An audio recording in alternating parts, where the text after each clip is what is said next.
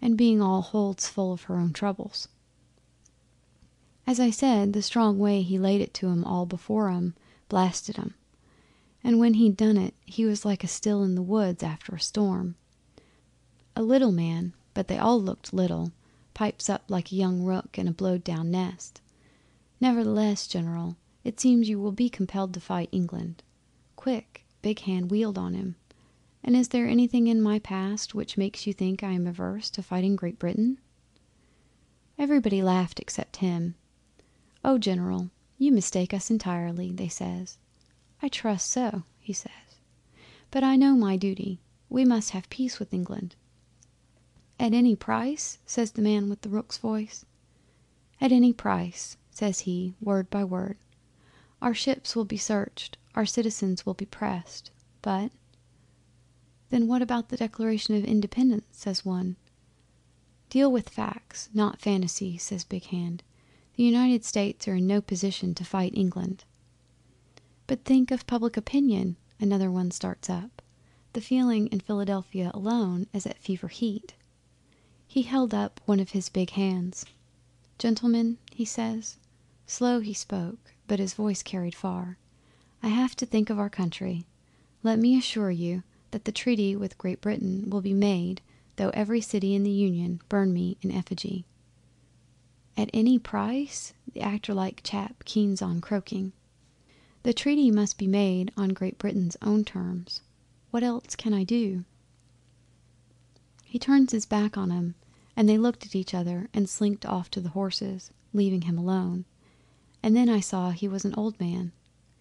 Then Red Jacket and Cornplanter rode down the clearing from the far end as though they had just chanced along. Back went Big Hand's shoulders, up went his head, and he stepped forward one single pace with a great deep hoe. So pleased he was. It was a stalified meeting to behold.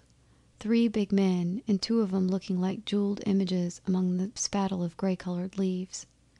I saw my chief's war bonnets sinking together down and down. They made the sign which no Indian makes outside of the medicine lodges, a sweep of the right hand just clear of the dust, and an in-bend of the left knee at the same time, and those proud eagle feathers almost touched his boot top. What did it mean? Said Dan. Mean? Cried Pharaoh. Why, it's it's the Sackham's way of sprinkling the sacred cornmeal in front of... Oh, it's a piece of Indian compliment, really, and it signifies that you are a very big chief. Big Hand looked down on him. First he says quite softly, My brothers know it is not easy to be a chief. Then his voice grew. My children, he says, what is in your minds? Says Cornplanter, we came to ask whether there will be a war with King George's men, but we have heard what our father has said to his chiefs. We will carry away that talk in our hearts to tell to our people. No, says Big Hand, leave all that talk behind. It was between white men only. But take this message from me to your people. There will be no war. His gentlemen were waiting, so they didn't delay him. Only Cornplanter says, using his old side name, Big Hand, did you see us among the timber just now? Surely, says he. You taught me to look behind trees when we were both young. And with that he cantered off. Neither of my chiefs spoke till we were back on our ponies again and half an hour along the home trail. When Cornplanter says to Red Jacket, we will have the corn dance this year. There will be no war. And that was all there was to it. Pharaoh stood up as though he had finished. Yes, said Puck, rising too, and what came out of it in the long run? Let me get at my story my own way, was the answer. Look, it's later than I thought. That Shoreham smack's thinking of her supper. The children looked across the darkening channel. A smack had hoisted the lantern and slowly moved west where Brighton pier lights ran out in a twinkling line. When they turned round, the gap was empty behind them. I expect they've packed our trunks by now, said Dan.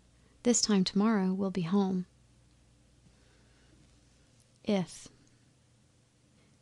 you can keep your head when all about you are losing theirs and blaming it on you, If you can trust yourself when all men doubt you, but make allowance for their doubting too.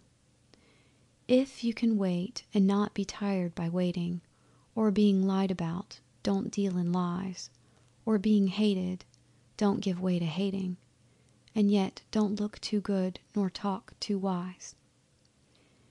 If you can dream and not make dreams your master, if you can think and not make thoughts your aim, if you can meet with triumph and disaster, and treat those two impostors just the same, if you can keep to hear the truth you've spoken, twisted by knaves to make you trap for fools, or watch the things you gave your life to broken, and stoop to build 'em up with worn-out tools. If you can make one heap of all your winnings, and risk it on one turn of pitch and toss, and lose and start again at your beginnings, and never breathe a word about your loss. If you can force your heart and nerve and sinew to serve your turn long after they are gone, and so hold on when there is nothing in you except the will which says to them, hold on. If you can talk with crowds and keep your virtue, or walk with kings nor lose the common touch, if neither foes nor loving friends can hurt you, if all men count with you but none too much, if you can fill the unforgiving minute with 60 seconds worth of distance run, yours is the earth and everything that is in it, and which is more, you'll be a man, my son. End of chapter.